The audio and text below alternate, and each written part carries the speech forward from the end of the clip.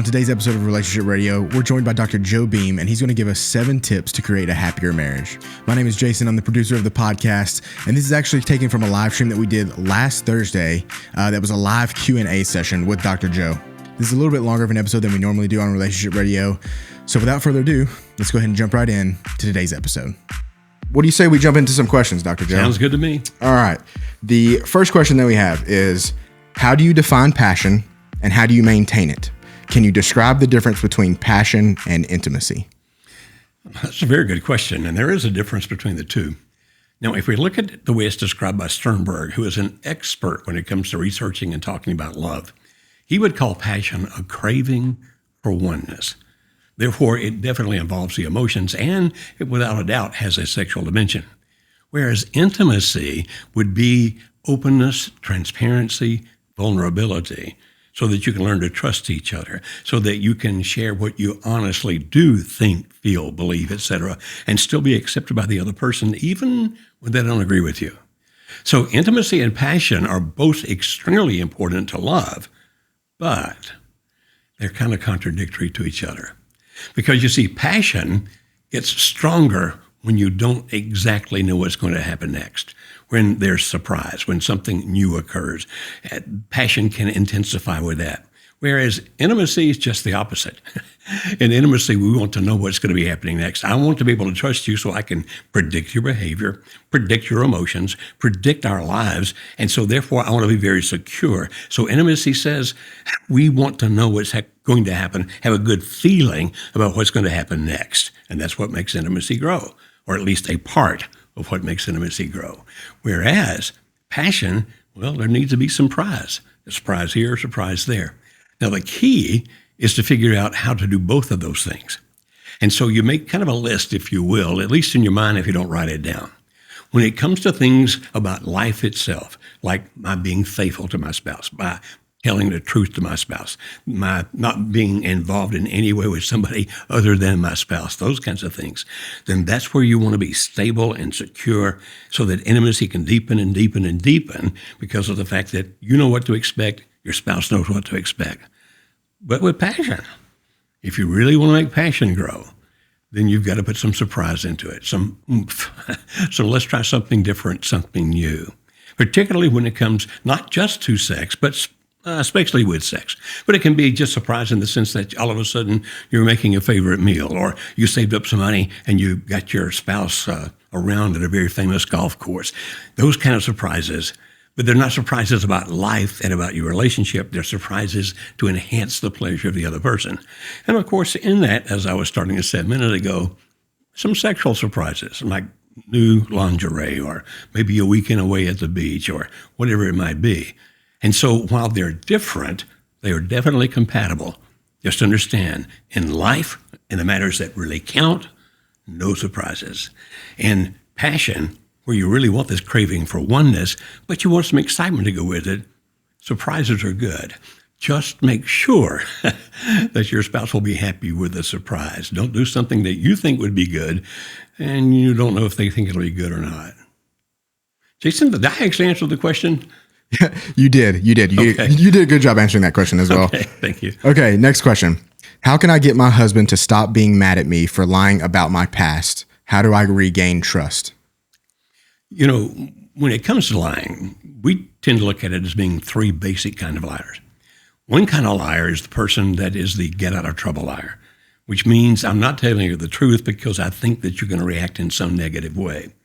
My guess is if you have lied about your past, that it was that kind.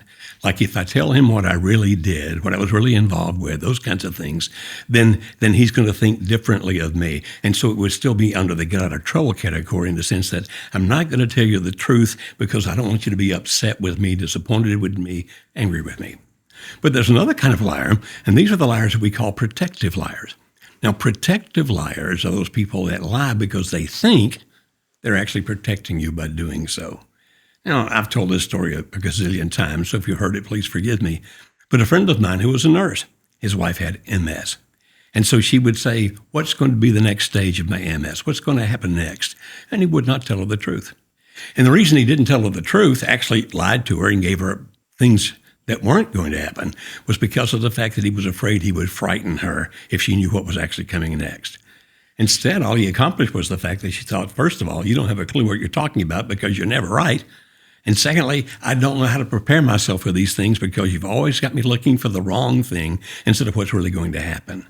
And when he finally realized that and started telling her the truth, because that was what really, truly would protect her, the truth. So protective lies can sometimes be, what did that guy say about me over there? He said that you're very intelligent.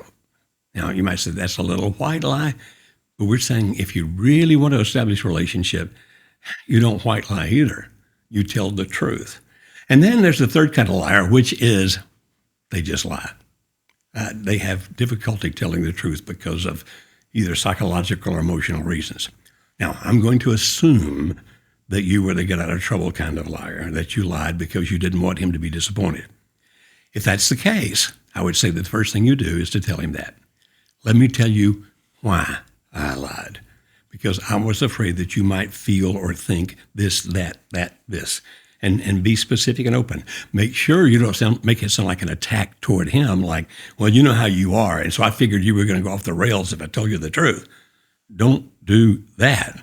What you do is humbly say, I was ashamed. I felt guilty. Whatever the right emotion was, don't lie there. Tell the truth. And that's why I lied to you. And I'm very sorry I did. But you know, what's important to me now is to be truthful with you and you truthful with me. I can understand why you might doubt that. So let's do this thing called calculative trust.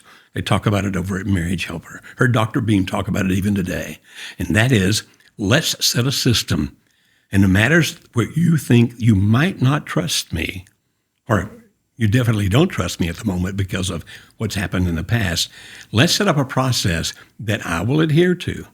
And we'll both live by it for several months, 6, 9, 12. You can't live by it forever because you'll feel like you're some kind of a prisoner, but you can do it for several months.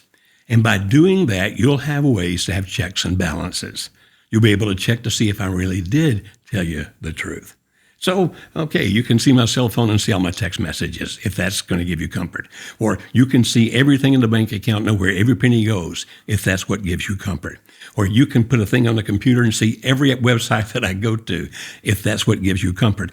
In other words, I'm going to do whatever it takes for a few months to let you know that I'm being completely honest and I'm not afraid of you checking behind me because I am telling the truth. We call that calculative trust because you actually have to calculate it out together. Now, sometimes it's really good to have a third party, particularly a third party professional, help you with this so that you don't make the calculative trust process too difficult. I mean, to the point where the other person feels they can't even breathe anymore because you don't trust me in any shape, fashion, or form in any part of my life. And so a wise person who can help you with that, to help you think it through and say, that makes sense, that's reasonable. Hey, Charlie, are you willing to do that? What about you, Mary? Does that sound good to you? Okay, but this other thing right here, as an objective third-party professional, let me recommend you not do that one because it's going to be too draconian. It's going to be too controlling, that kind of thing. And so can you redevelop trust? Absolutely. I know that in our membership area, we have a toolkit about how to develop trust. And someday you might want to look into that or to talk to one of our coaches who can be that professional third party. But can it be done? Sure. And if in the meantime you're thinking, but while we're doing the calculative trust, that means he doesn't trust me. The answer to that is, that's correct. He doesn't. But if he has the ability to trust you again, you have to develop that by going through the calculative trust process so that he can trust you again. So it's not magic, but it does work. And it does take some effort, but it's definitely doable. Absolutely. Next question, Dr. Joe. Yes. From your experience with thousands of couples, when limerence ends, does your spouse wake up and say, what have I done? Who have I become? Or do they still hold on to the story and not realize the damage and pain to the standing spouse and family? Okay, you gave me two possibilities there. Yes and yes. What I mean by that, everybody is different. Are there some people that when the limerence ends, just kind of come to their senses almost immediately? Yes, I've witnessed that many times. But more times than that, I have witnessed people who don't let go yet. And it's not necessarily because of the fact that they're trying to continue in limerence with the other person, although that sometimes is the case.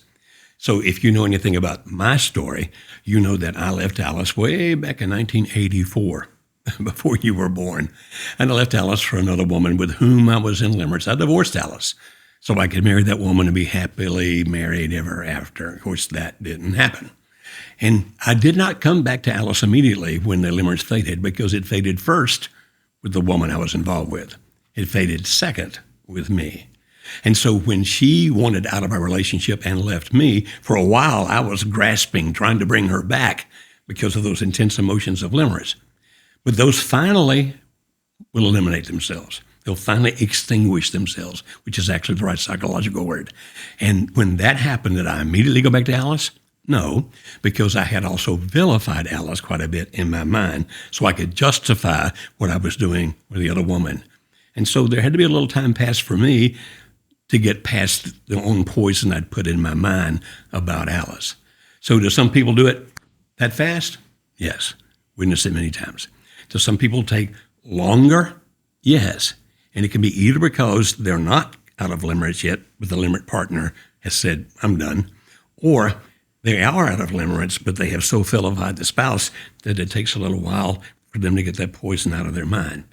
And so the answer is yes, and yes, it can happen either way. My encouragement is, whichever way it happens, be patient, because it definitely does end. It just may not end as quickly as you want it to. In your experience, about how long is like the range of how long limerence usually lasts? And just in your experience, and maybe according to the research as well. Yeah, the research indicates that it's going to last somewhere between 3 months and 48 months. By the time you found out that it was occurring, it may have already been 1 year or 2 years in existence. Really? Really. It's amazing how well people in limerence can often hide it. They hide the affair, etc. And so it's not unusual for the other spouse, the one that's being cheated on, to go a full 12 months before they finally found out about it. Now, some find out immediately, but it's not unusual to go a year before you find out, or even 2 years before you can prove it, where that you sense it, you are pretty sure it's happening, but you don't have the documentation, you don't have the evidence. Now, in my experience, and that's been since I started working with couples 30 years ago at the time of this recording, I've only seen it go past 36 months a handful of times, like 5 or 6. It's really rare to go past 36 months in my experience, and understand we've worked with thousands and thousands of couples. I have seen it end as quickly as 3 months, from the beginning to the end, 3 months. I've seen it go like 36 months. I've seen a lot more go only 24 months. And you say, but wait a minute, you said earlier, Dr. Beam, that the statistics, the research says it can go 48. Yes, but I'm telling you, based on my experience, that's relatively rare. And if you say, well, my spouse has been in limerence for 6 years, we would probably say that's not limerence. Now, I can't say that because I don't know your spouse, I don't know your situation, but it could be a fantasy that he has attached himself to, which doesn't have all the same characteristics that limerence does. For limerence to last 5 years, 6 years, 7 years, highly, highly, highly unlikely. But can a fantasy last longer, where a person's clinging to a fantasy? Yes. But maybe someday we should talk about the difference in the fantasy and the limerence, but they're not the same thing. And the fantasy doesn't have the same degree of hold on the person. In other words, I'd rather try to help somebody get out of a fantasy to put a marriage back together than somebody get out of limerence, because that will be the more difficult of the two. Did I make that more confusing, Jason? No, not at all. Not at all. You explained it very well. And one of the most important things to remember about this as well is that there's always hope in these situations, that there's always hope. It's kind of fun for me to run into people who tell me, I've got this couple I need to send to you guys, but there's no hope. Really, no hope. And if we can convince them both to come, the spouse that wants to save the marriage and the other spouse who's reluctant, the odds of them saving that marriage go really, really high, up to 3 out of 4, up to 75%. You say, why? Well, we have been able to develop over the years, by the grace of God, we've been able to develop a system that's extremely powerful in helping people to stop the stuff they're doing and destroying the marriage and start doing the things to make the marriage work. Even a spouse who comes to our workshop who doesn't want to be there. You see, about out of every 10 couples that walk into the door of one of our 3-day intensive workshops, 8 or 9 of those couples, one spouse does not want to be there. And yet, by the time we end the 3 days, because of the fact we're able to share so much information, we don't twist their arms. We don't preach at them and try to make them feel guilty. We don't do any of that.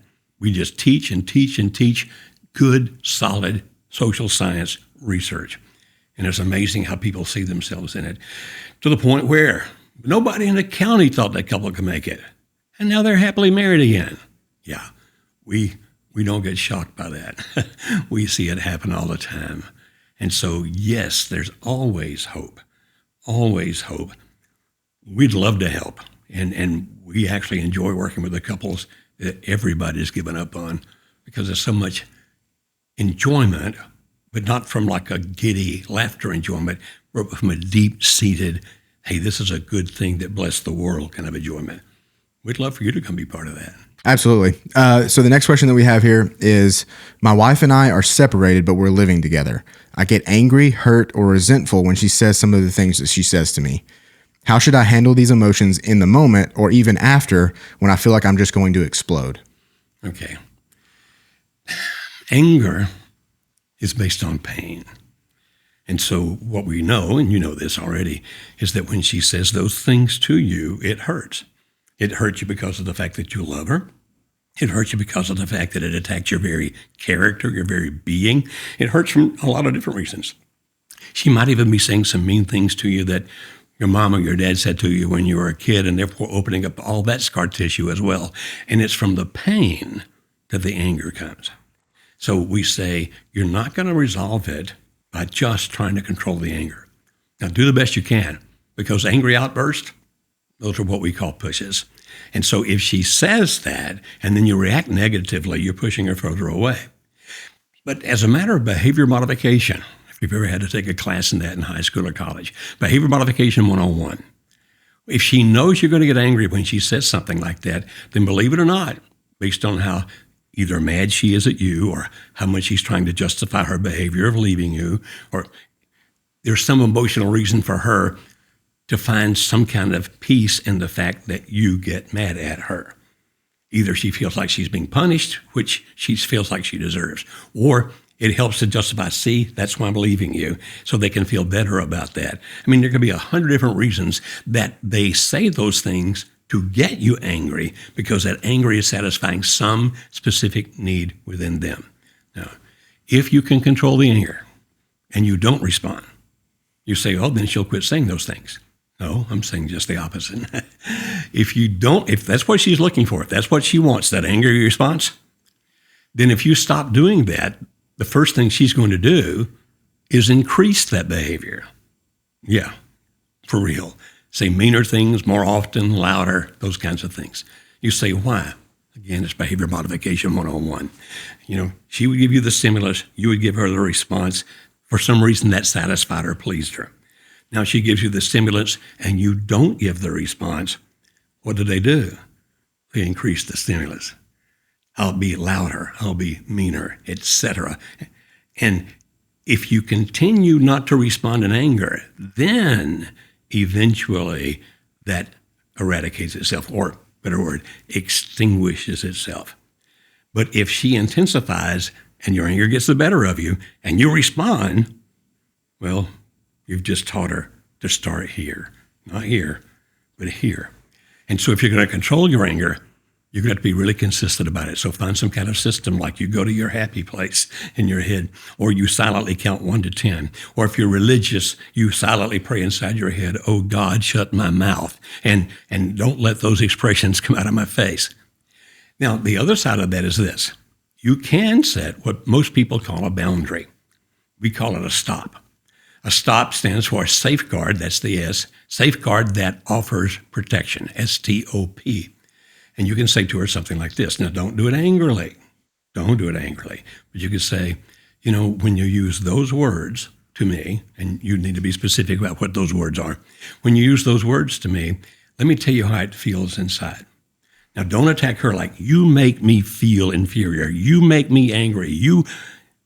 I'll go back from your standpoint. When I hear those words come out of your mouth, so I always do it from the I standpoint, it hurts me deeply. It makes me question my own value. It makes me wonder how I ever, well, I'm about to add things here. I don't need that. I'm going to get too complicated. So don't let me get too complicated, Jason. Okay, I got you. All right. So the point here is then, if you're going to stop it, you've got to be consistent, because if she increases or intensifies and you start doing it again, you've made it worse. So don't react. Find some way to be able not to do that. And the second part of it is, at some point, you'll have to say, I can't live like this. Not attacking her, but saying, this does too much damage to me. Now, if you do that, you're going to have to build a consequence that occurs if she continues to do it. I don't have time to explain that here. We do have a toolkit you can look up.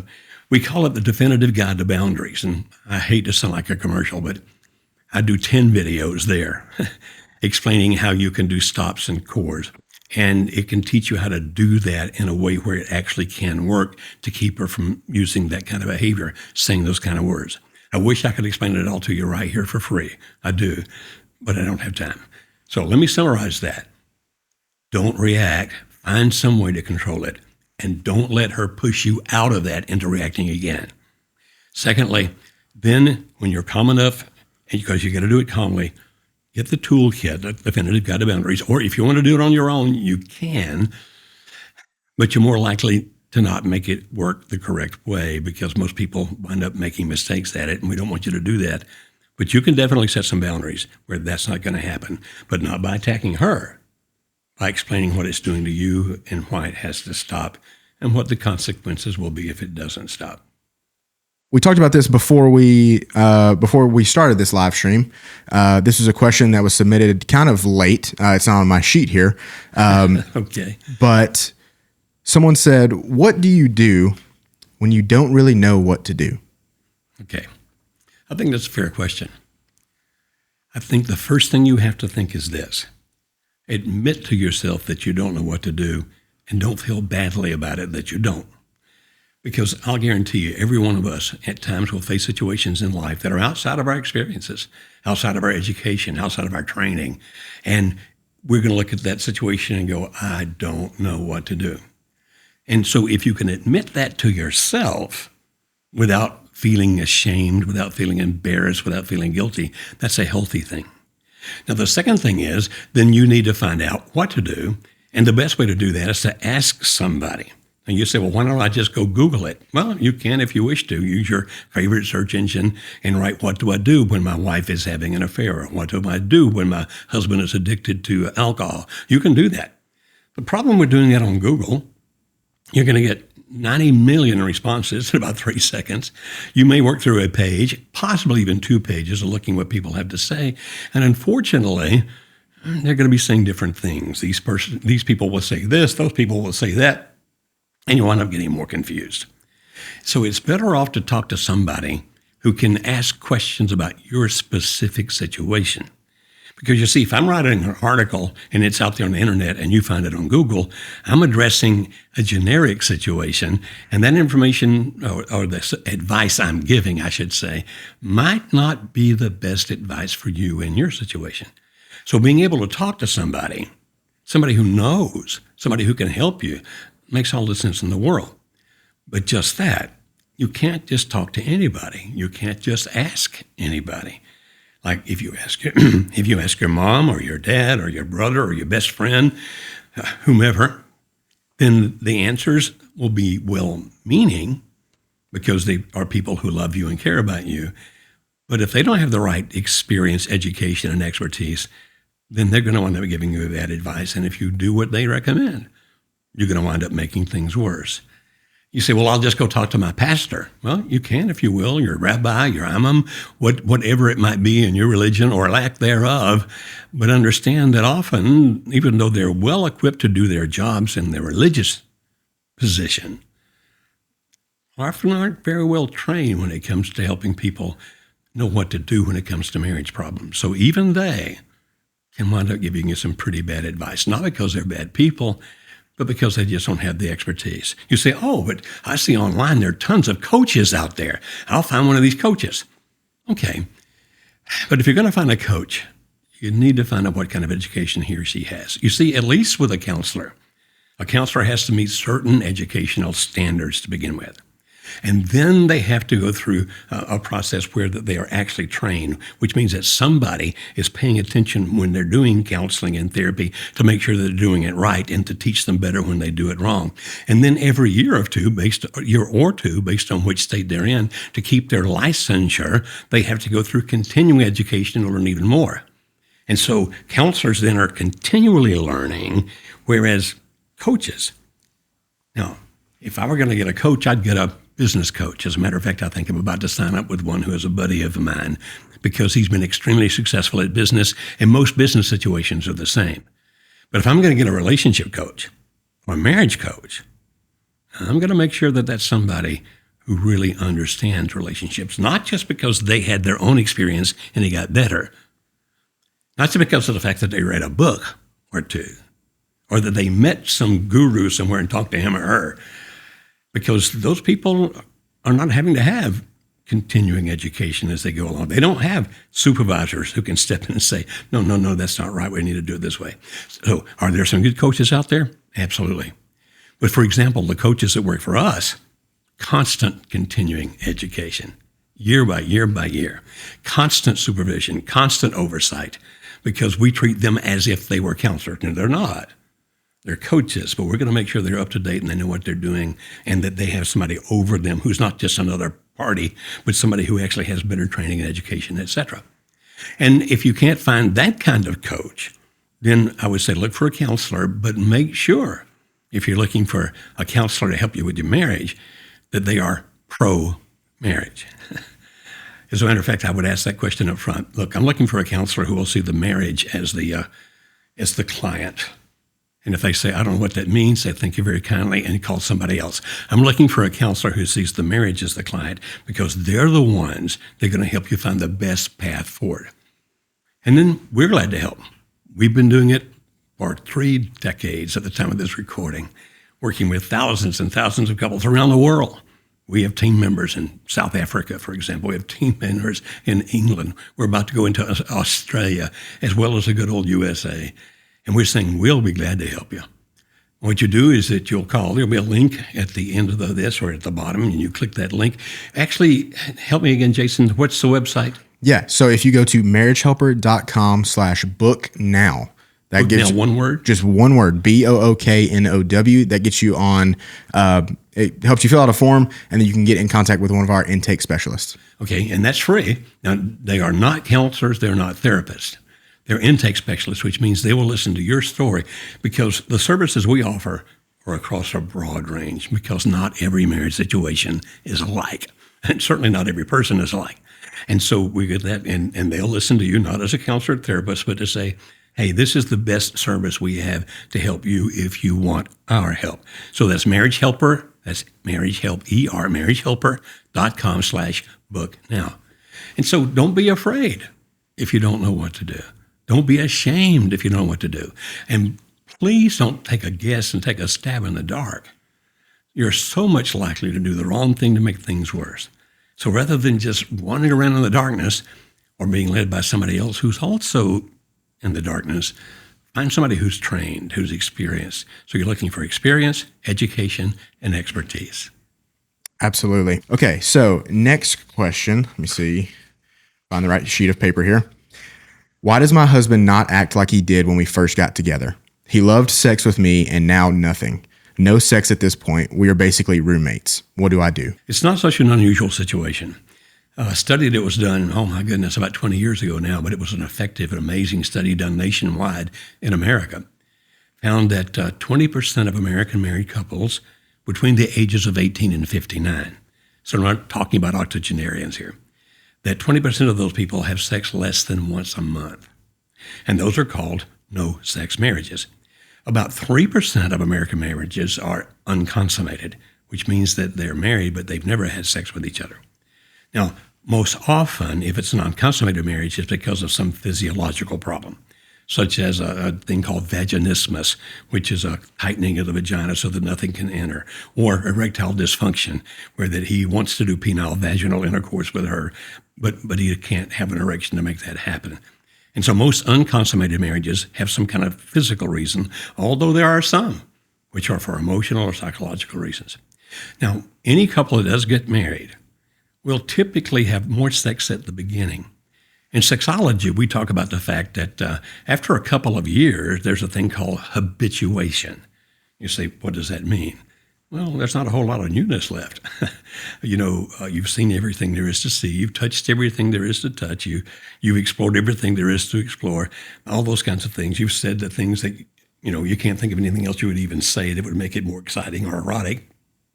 And so habituation can set in. And when that happens, frequency decreases, and so does repertoire. We don't make love as much, and when we do, it tends to now be a standard way of doing it. We do the same thing over and over again, and that can lead to a thing called sexual boredom. And so there's a possibility that that's what's going on here. It's like that's not really fulfilling to me anymore because what we had to begin with was what I was excited about, and now we're so used to each other, that's not happening anymore. Now, if that's the case, if that's why, and by the way, I would strongly ask you to ask him why. I realize that we don't make love much anymore. I would like to. I need it. Can you help me understand, is there some reason you don't want to make love with me? Don't make it sound like he's the bad guy. Don't attack him. Put it from your own standpoint, like, I really want this. Can you help me understand, is there something I'm doing? Has something changed? And so you may find out that it has nothing to do with the marriage at all. You may find out that it's stress outside of the marriage, like at work or some situation like that.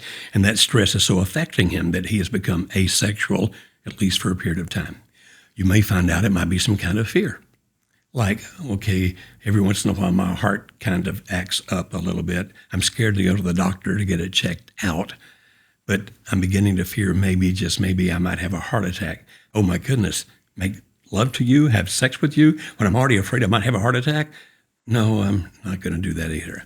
Or it may be the relationship itself is so soured that it's like, I wouldn't mind having sex. It's just I really don't want to have sex with you because I don't like our relationship right now.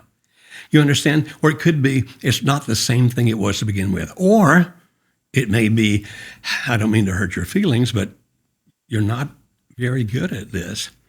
I did a survey several years ago where I surveyed American married couples, 21 years of age and older, living with their spouses, living in America. And that's because I was trying to get a specific group in the study there. And one of the questions was, is there anything that has significantly reduced your sexual desire for your spouse?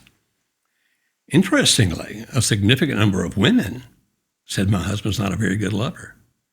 It's standard, so that's boring. It's the same thing every time. That's boring. But I don't think he knows how to be erotic. I don't think he knows how to be romantic. It's mostly okay, that happened. It's over. Thank you kindly. Let's go. Well, that can happen on the woman's side as well. And so it may be that you are not being a good lover physically. Now, I don't know that. I don't know you, but I'm saying that's a possibility. And so if you ask your husband, why don't you want to make love to me anymore? And if he feels he can honestly answer, and somewhere during that answer he says, and it's just not very good anymore, that's when you can look at him and say, well, I understand that. I would like for it to be.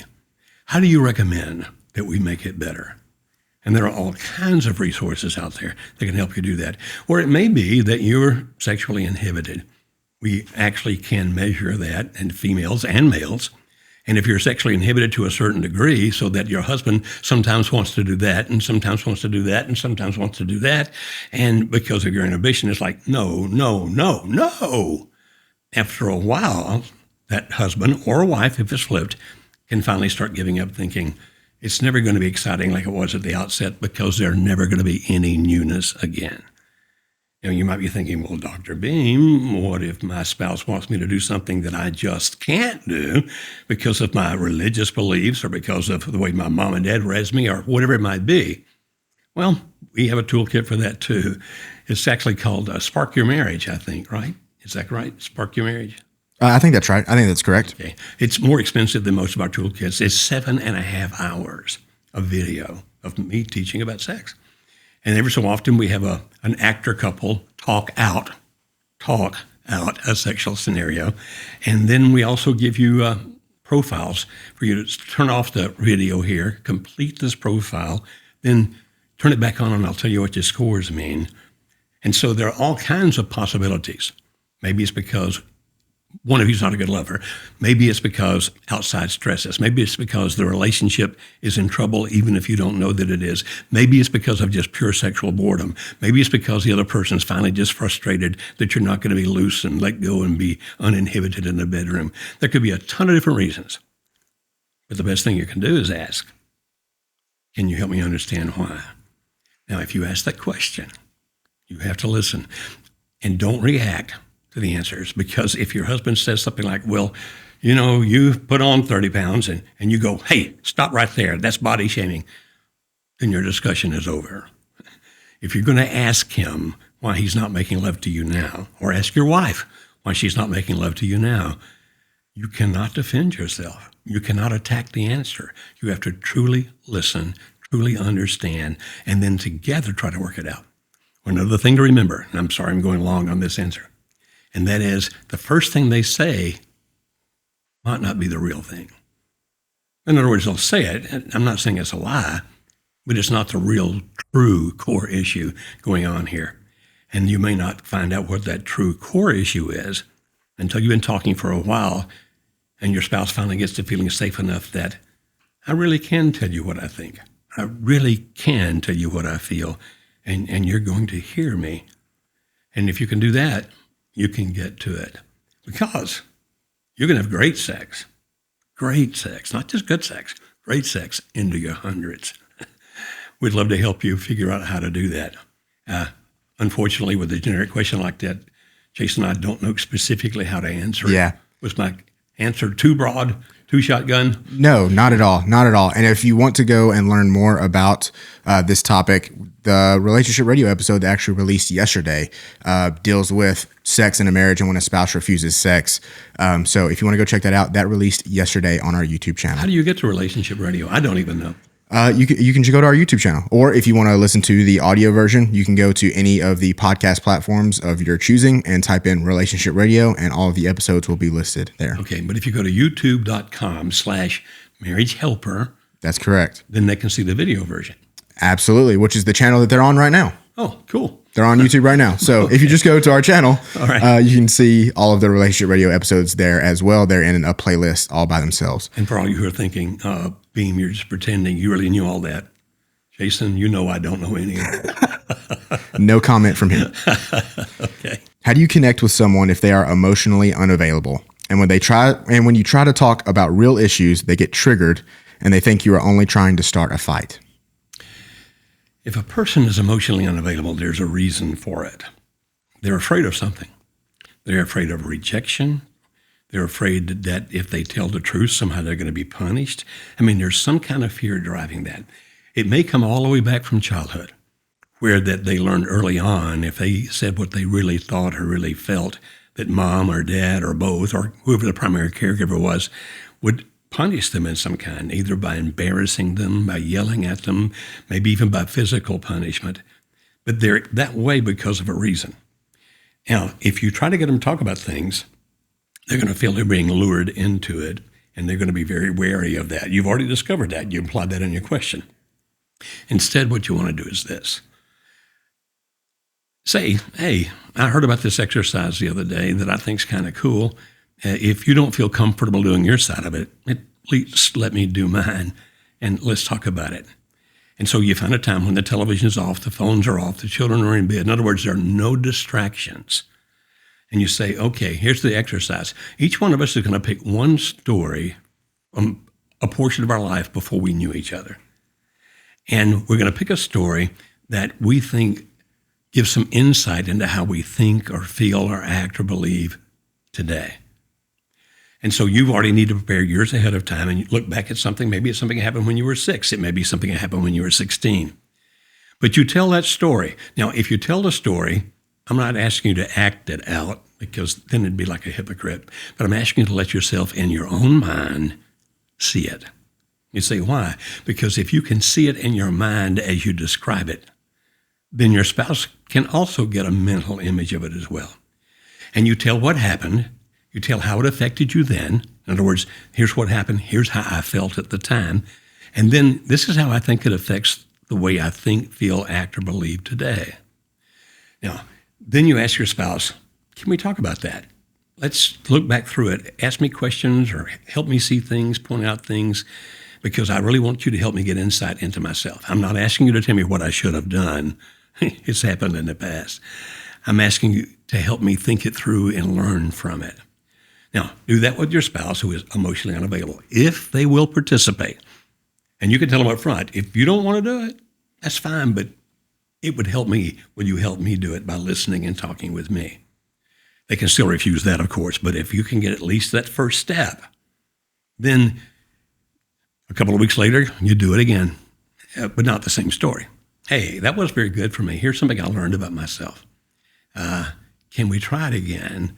And then you tell a different story. And at some point, without pushing, you say to the emotionally unavailable person, do you have any stories like that from your childhood that you're willing to share with me? If they say no, thank you, but may I still do this every 2 or 3 weeks? I want to do it. And if they say yes, keep on. And our experience is that almost every time, not every time, but almost every time, at some point, your spouse will start telling those stories too. You say, does that make them emotionally available? Yes. Not immediately, but it will. Because if they tell those stories, let themselves see it in their minds, they're going to feel the emotions they feel when it happened. Those emotions are going to express in their tone of voice. They're going to express in their body language, their facial expressions. And you're never going to say, oh, you shouldn't have reacted like that, or here's what you should have done. No. You're going to go, wow, I'm sure that hurt, or I can see how that made you happy, whatever emotion is they're talking about. And then say, what kind of insight do you think that gives you into yourself?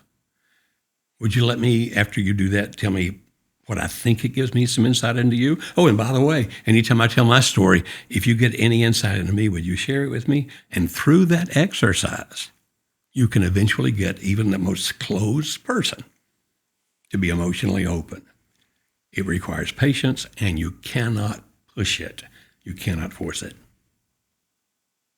There you go. Jason? Now, remember, if you want to get in contact with someone to learn more about our 3-day intensive workshop, our coaching, or our membership, you can go to marriagehelper.com/book now.